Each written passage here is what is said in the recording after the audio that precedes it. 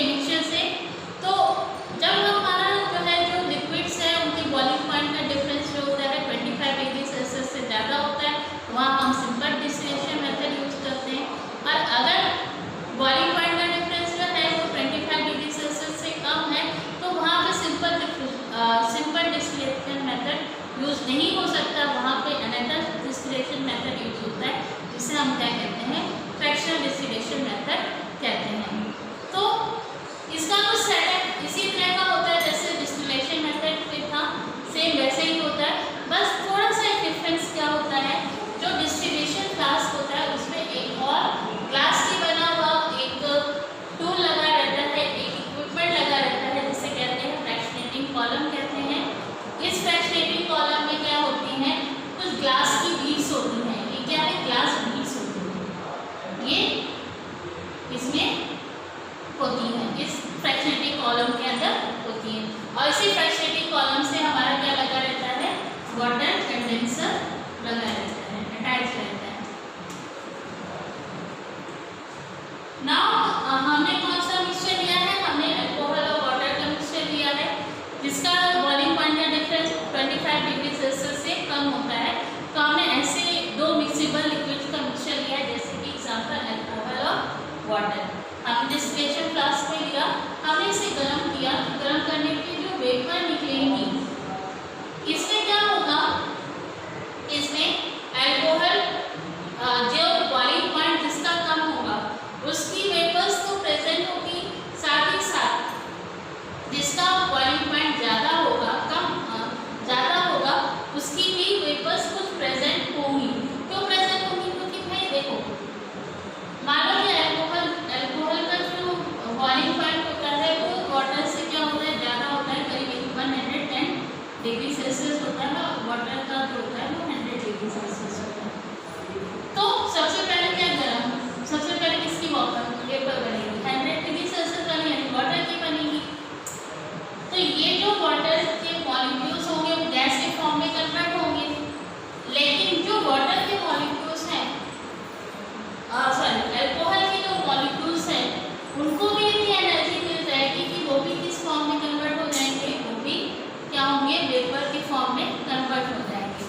वो भी इतनी एनर्जी गेन कर लेंगे क्योंकि वो क्या करेंगे, दूसरे मॉलिक्यूल से टकराएंगे, तो दूसरे मॉलिक्यूल से टकराने से क्या होगा, उनमें इतनी एनर्जी मिल जाएगी या उनका टेम्परेचर इतना हो जाएगा कि वो भी क्या हो जाएंगे, वेपर के फॉर्म में कन्वर्ट हो जाएंगे। लेकिन उनका अमाउंट क्या होगा, कम होगा, किसके कंपैरिजन में, वाटर के कंपैरिजन में।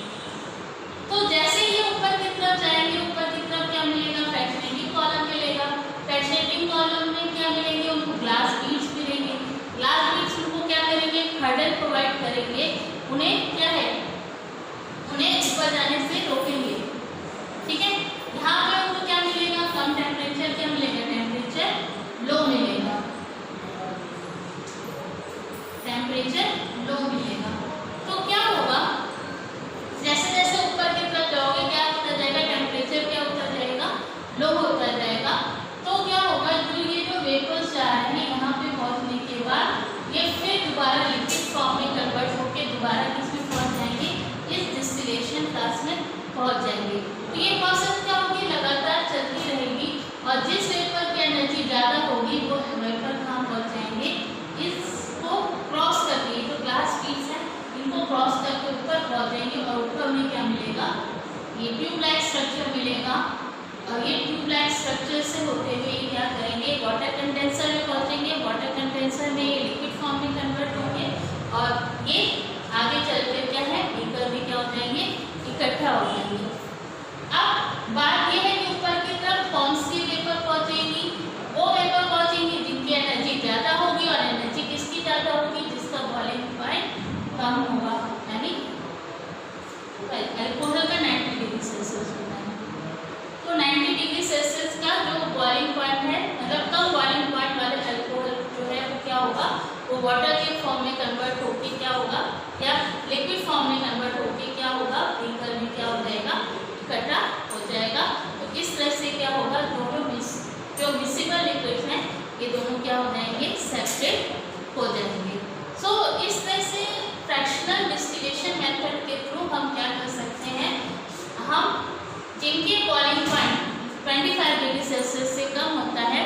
उनको हम क्या कर सकते हैं, सेपरेट कर सकते हैं।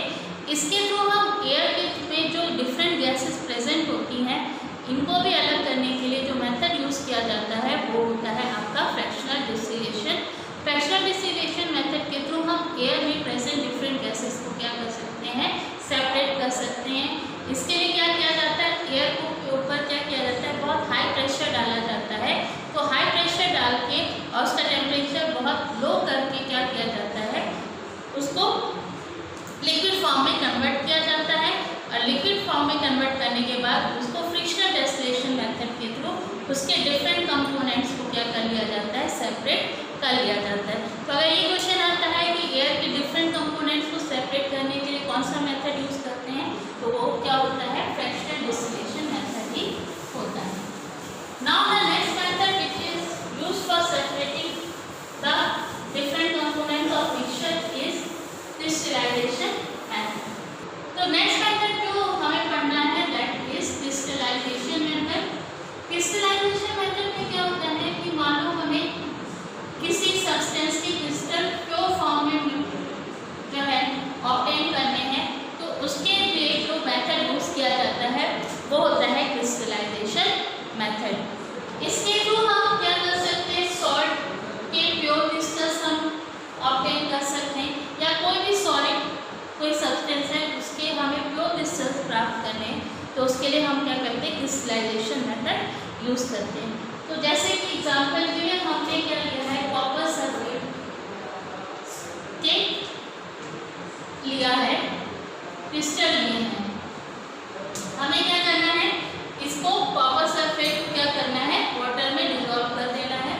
तो वाटर में डिसॉल्व करने पर इसमें क्या होगा, कुछ इम्प्योरिटीज होंगी जो वाटर में क्या होंगी, डिसॉल्व नहीं होंगी। तो उनको हम क्या करेंगे, फिल्ट्रेशन मेथड के थ्रू उनको क्या कर लेंगे, सबसे पहले सेपरेट कर लेंगे।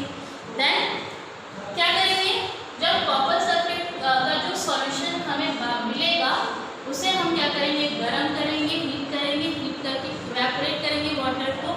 इतना इवेपोरेट करेंगे कि हमें क्या मिल जाएगा, अल्टीमेटली लास्ट में क्या मिल जाएगा, सैचुरेटेड सॉल्यूशन। हमें क्या लेना है, कॉपर सल्फेट का सैचुरेटेड सॉल्यूशन बनाना है सबसे पहले।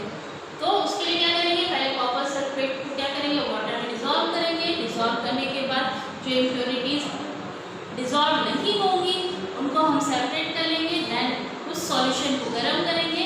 गर्म करने के बाद वाटर जो इवेपोरेट होगा, वाटर को इवेपोरेट करेंगे। वाटर को इवेपोरेट करने के बाद हम उसका कॉपर सल्फेट का हमें क्या मिल जाएगा, सैचुरेटेड सॉल्यूशन मिल जाएगा।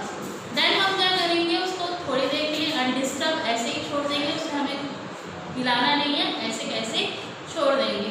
तो क्या होगा कि जो कॉपर सल्फेट के जो क्रिस्टल्स होंगे वो क्या होंगे, जो भी बीकर होगा, जो भी कंटेनर होगा उसमें नीचे की तरफ क्या हो जाएंगे, इकट्ठा हो जाएंगे और हमें ऊपर की तरफ क्लियर वाटर मिल जाएगा। तो अब हम क्या कर लेंगे, जो आपका वाटर है उसको क्या कर लेंगे, अलग कर लेंगे और कॉपर सल्फेट के क्रिस्टल को अलग कर लेंगे। इस तरह से जो कॉपर सल्फेट के क्रिस्टल्स मिलेंगे हमें वो प्योर कैसे होंगे, प्योर फॉर्म के होंगे, क्योंकि जो आपके जो उसमें इम्प्योरिटीज प्रेजेंट होंगी वो वाटर में क्या हो रहेंगी, डिसॉल्व रहेंगी। बाकी हमें क्या मिल जाएगा, हमें कॉपर सल्फेट का प्योर क्रिस्टल हमें मिल जाएगा।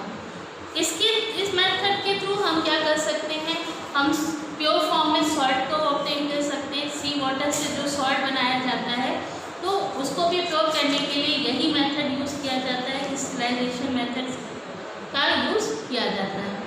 इस तरह से हमने डिफरेंट मेथड पढ़े सेपरेट करने के लिए, क्या जो है मिक्सचर्स को, इस कंपोनेंट को सेपरेट करने के लिए हमने डिफरेंट मेथड्स को पढ़ा। अब इसके बाद एक टॉपिक और बचा है जो कि है different types of changes that occur around us. हमारे चारों तरफ बहुत सारे चेंजेस हमें देखने को मिलते हैं, जिनकी दो कैटेगरी होती है, एक होती है फिजिकल चेंजेस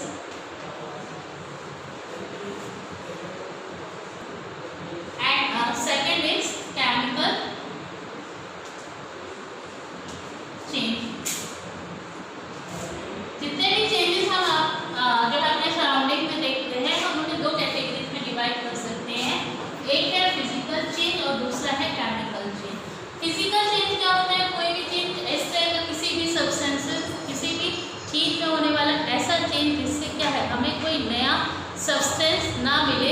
वो चेंज कैसा होता है? फिजिकल चेंज कहलाता है।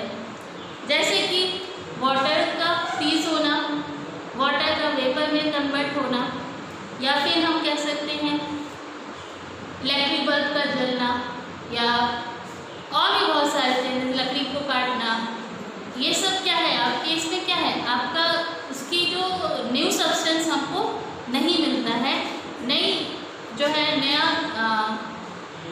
कोई नया प्रकार का न्यू सब्सटेंस हमको जो है ऑब्टेन नहीं होता है जिस चेंज में, उसे हम क्या कहते हैं? उसे हम फिजिकल चेंज कहते हैं। सिर्फ उसके क्या होता है, उसके कलर में चेंज हो सकता है, शेप में चेंज हो सकता है, साइज में चेंज हो सकता है, वॉल्यूम में चेंज हो सकता है, लेकिन कोई नया सब्सटेंस हमको जो है दोबारा नया सब्सटेंस हमको नहीं मिलता है। तो वो सारे चेंजेस कैसे होते हैं? आपके फिजिकल चेंज होते हैं। जनरली ये क्या होते हैं? रिवर्सिबल होते हैं, यानी जो ओरिजिनल सब्सटेंस था उसी फॉर्म में हमको दोबारा वो क्या है मिल सकता है। जैसे कि जब हम पानी को ठंडा करते हैं, बर्फ उसको फ्रीज करते हैं, तो वो क्या होता है? बर्फ फॉर्म में चेंज हो जाता है।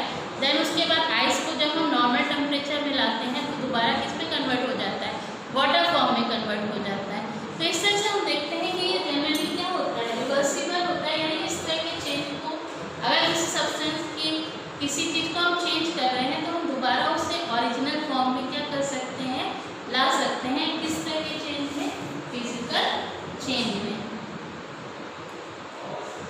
केमिकल चेंज में क्या होता है? केमिकल चेंज उस तरह का चेंज होता है जिसमें क्या होता है? हमें न्यू सब्सटेंस मिल जाता है। जब किसी सब्सटेंस में किसी चीज़ के इस तरह का चेंज हो कि एक न्यू सब्सटेंस बन जाए, तो वो जो चेंज होता है वो चेंज कैसा कहलाता है? वो चेंज आपका होता है केमिकल चेंज होता है। और ये कैसा होता है? इरिवर्सिबल होता है। ये जनरली क्या हम देखते हैं? हम इरिवर्सिबल होता है, यानी हमें दोबारा वापस जो है ओरिजिनल सब्सटेंस नहीं मिलता है।